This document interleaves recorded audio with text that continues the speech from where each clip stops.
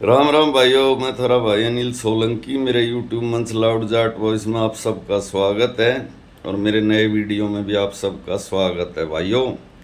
आज बात करूंगा हरियाणा के भारतीय जनता पार्टी के कुछ नवरत्न नेताओं की। क्योंकि भारतीय जनता पार्टी को जब ये लगता है कि अब हमारी राजनीति कमज़ोर पड़ रही है, हमारे नीचे से ज़मीन खिसक रही है, जो कि खिसक भी चुकी है, अगर चुनाव आयोग का सक्रिय सहयोग ना होता तो अब की बार हरियाणा के अंदर तस्वीर भी बदली होती और कुछ चीज़ें और भी हैं जो कि किसी और वीडियो में आपको बताऊंगा।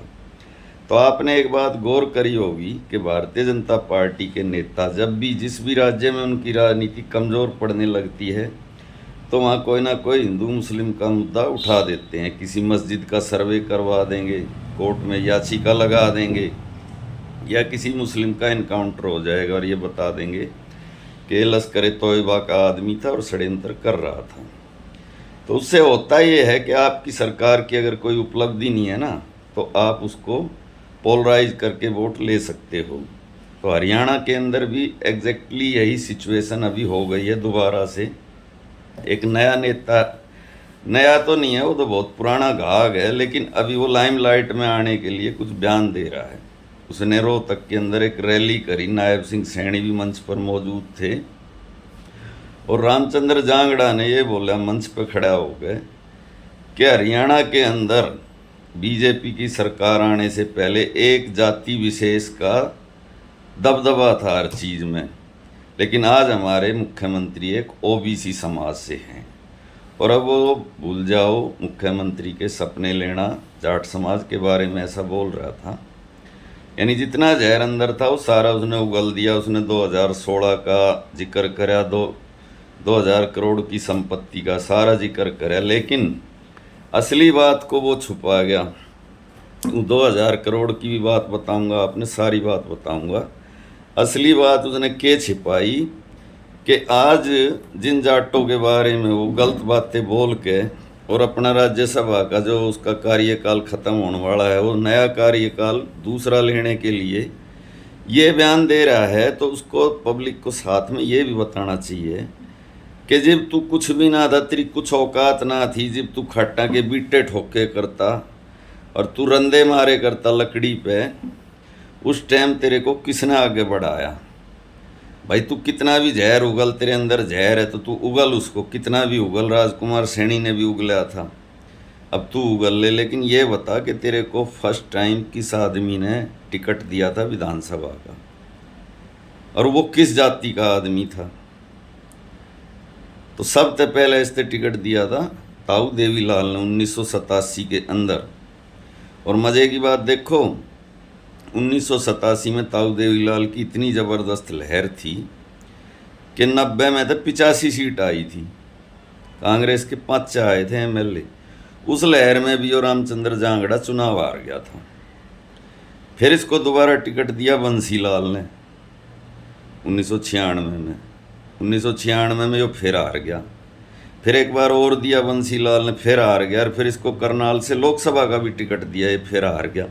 यानी यह आदमी जो अपनी ज़िंदगी में आज तक कोई चुनाव नहीं जीता, और भारतीय जनता पार्टी ने इसको झाड़ पूछ कर राज्यसभा में इसलिए भेजा था कि जब ज़रूरत पड़ेगी इसकी, जब इसने लिकाड़ का आगे करेंगे, इससे पोलराइजेशन करवाएंगे बयान दिवा के, जैसे राजकुमार सैनी से करवाया था।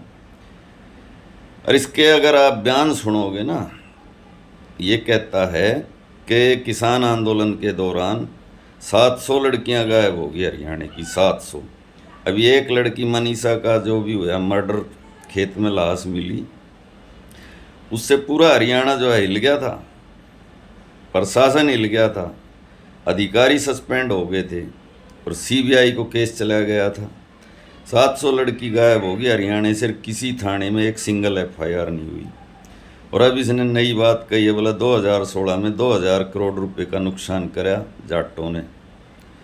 तो इस तक कोई नहीं बूझ जाए कि 2000 करोड़ रुपए का, एक तो तेरे पास आंकड़ा कहाँ था आया? चलो आंकड़ा आ भी गया तो न्यू भी बताना साथ में कि पैसा लेने के लिए कितने लोग आना अपनी दुकान में खुद आग लगाए। उस आंदोलन में कौन कौन सी जाति के लोग शामिल हुए थे जाटों को बदनाम करने के लिए, ये भी बताना चाहिए। और फिर ये भी बोलना चाहिए कि वो दंगा, वो फसाद जो हुआ उसके पीछे की स्टोरी क्या थी। इसके पीछे की स्टोरी ये थी कि इं का भाई राजकुमार सैनी था जो रोज़ जाटों के खिलाफ जहर उगलता था।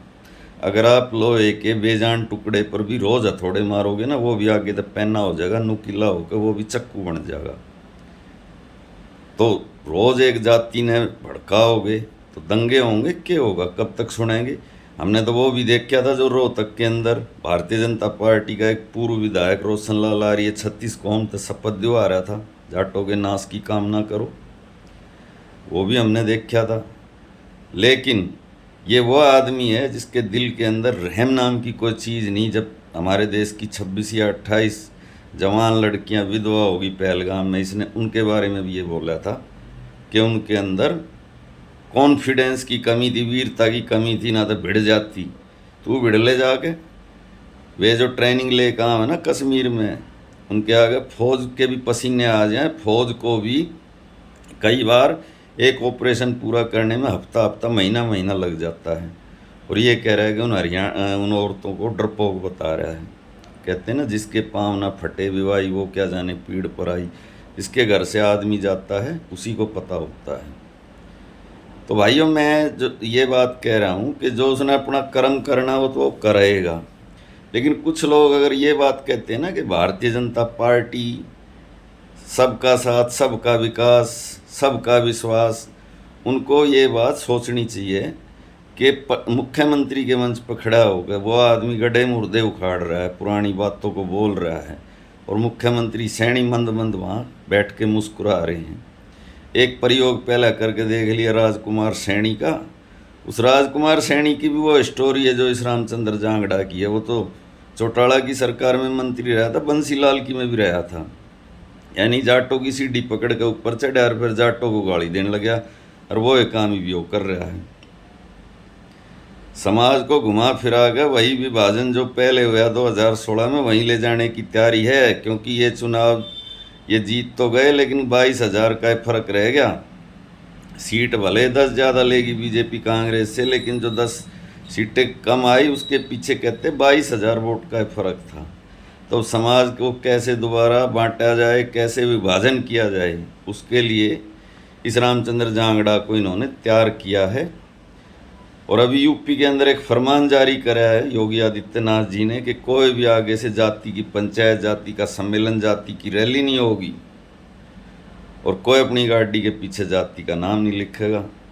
बहुत अच्छी बात है, होना भी चाहिए। लेकिन सबसे पहले योगी आदित्यनाथ जी को ये करना चाहिए कि जो जातिवादी दल हैं उनसे गठबंधन तोड़े। निषाद पार्टी निषादों की, और सुहेलदेव पार्टी राजभरों की, और अपना दल कुर्मियों का, सारे जाति वाले दल हैं। और ऐसे ही बिहार में भी हैं, कहीं पासवान की पार्टी है, कहीं माझी की पार्टी है, कहीं कुशवाहा की पार्टी। सबसे तोड़ो गठबंधन, उसके बाद इस कानून को पूरे देश में करो लागू, और अपने नेताओं की जुबान को करो काबू में। जो बयान दे रहा है जांगड़ा उसको दो कारण बताओ नोटिस।